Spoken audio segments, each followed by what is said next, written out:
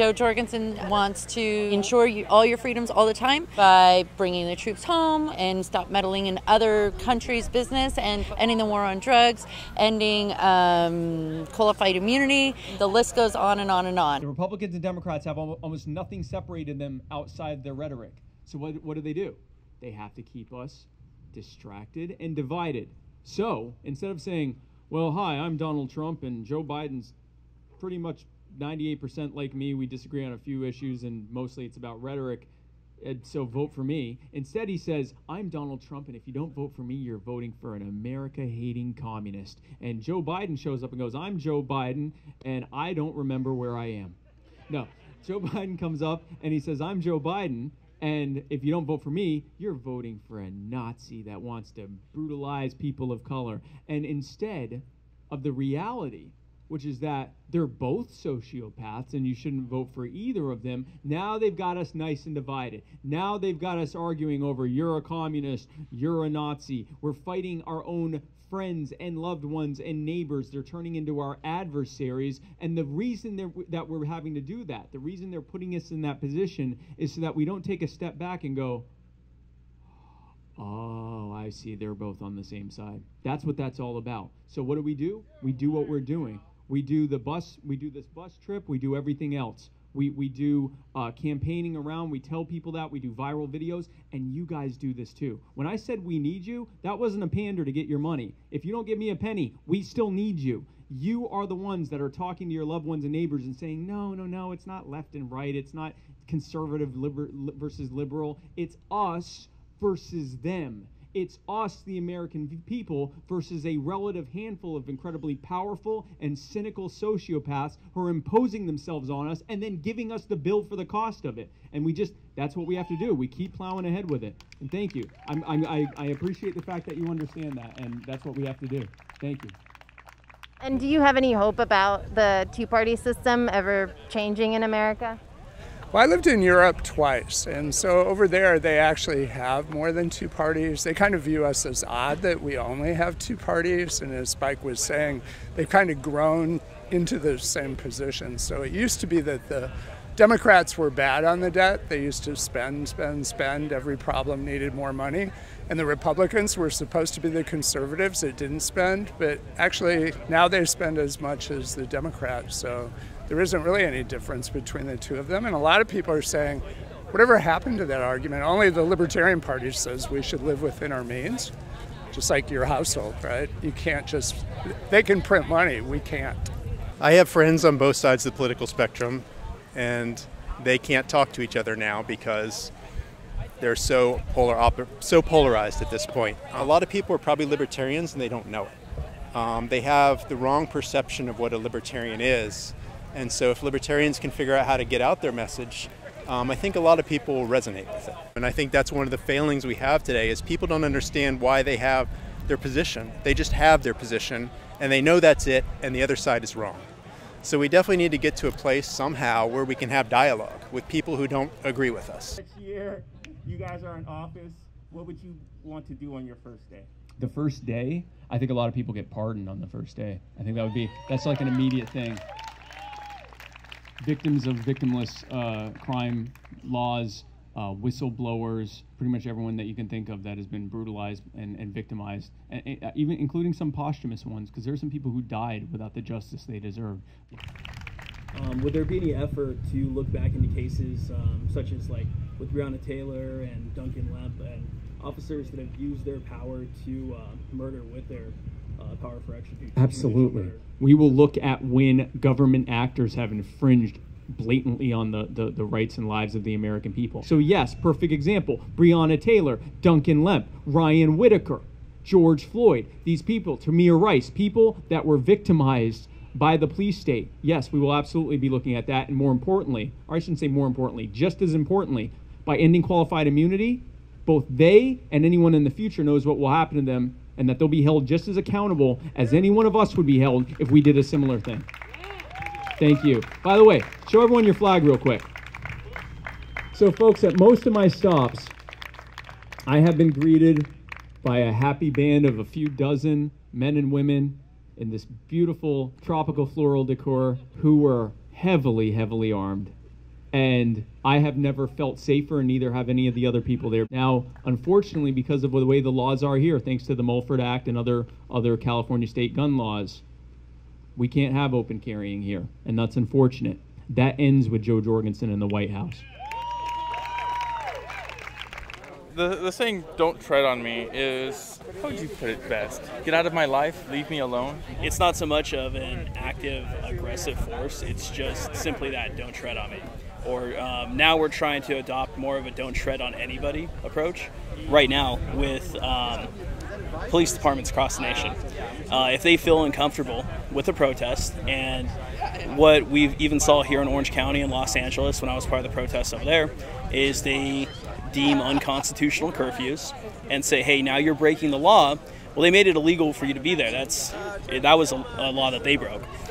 Then they make it illegal for you to be there, and they justify dispersing you by shooting tear gas or rubber bullets, or just beating you with batons. So it's one of those things where those are one of the things we're trying to actually mitigate and change. Right now we don't have the ability to do so because of laws. Here we can't even open carry. I would like to add that use of tear gas is technically a war crime, and it's still legal for police to use it against civilians. So why is it too abusive for war, but not against its own citizens? As long as you aren't doing something to anybody else and breaking that non-aggression policy, then everybody's gravy. We just leave each other alone. And there's a group enforcing it. What did you call it? The Boogaloo Boys. And I wouldn't say so much as enforcing it. We're more of a protection force than even, I would say, a reactionary force. That's more something for the police to do.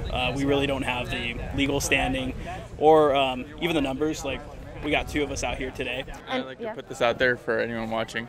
The Boogaloo Boys, we are not white supremacists. We are nor left nor right. We're center libertarian.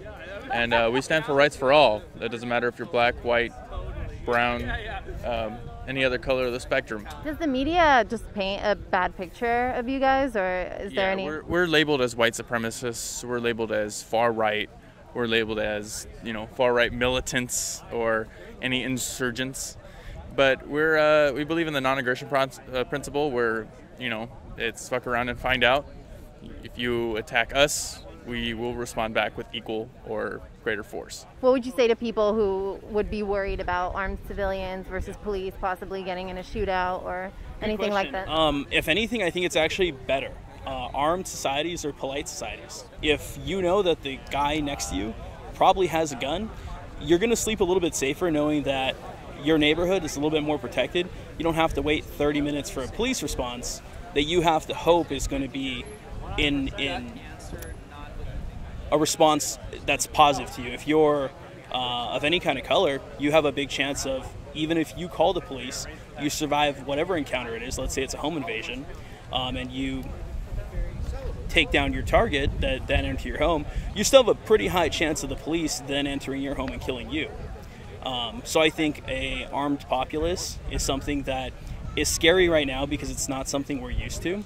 But I think that there are a lot of civilized societies. If we look at Switzerland and Finland, where we have the left, they say, hey, we want their health care. And the right says, okay, well, we want these gun laws where we can all open carry.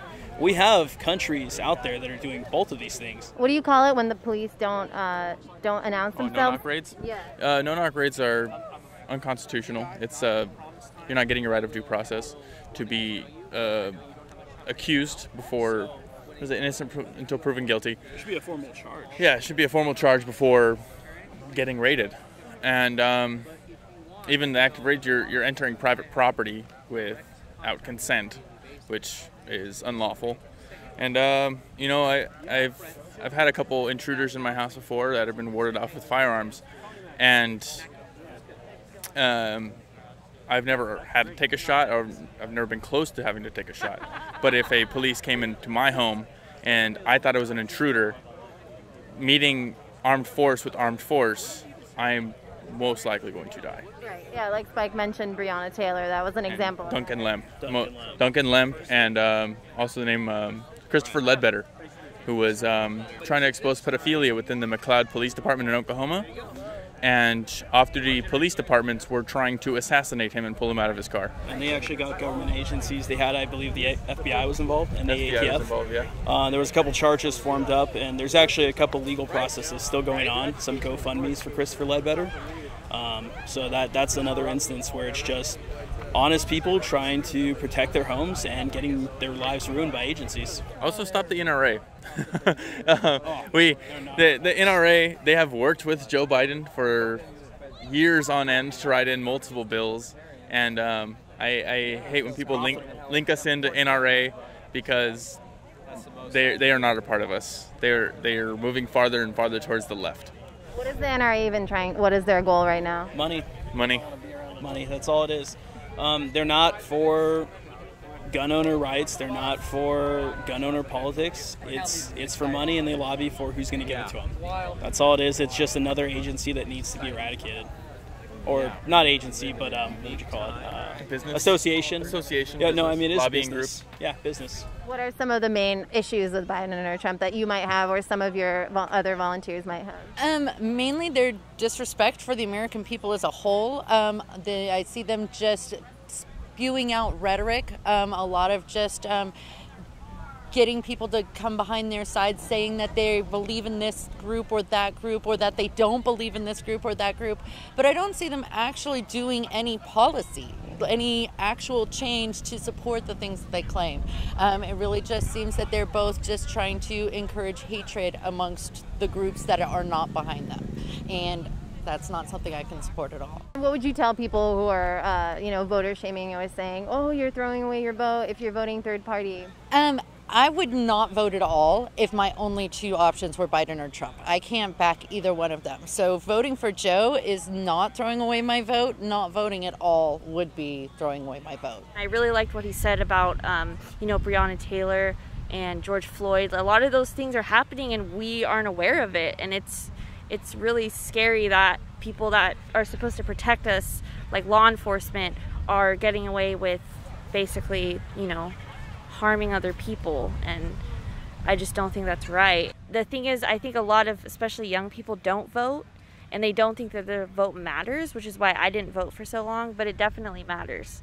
So, like I said, just knowing that you don't have to vote for Trump or Biden. I think a lot of people, are stuck on Democrats or Republicans, and especially people that are a different generation.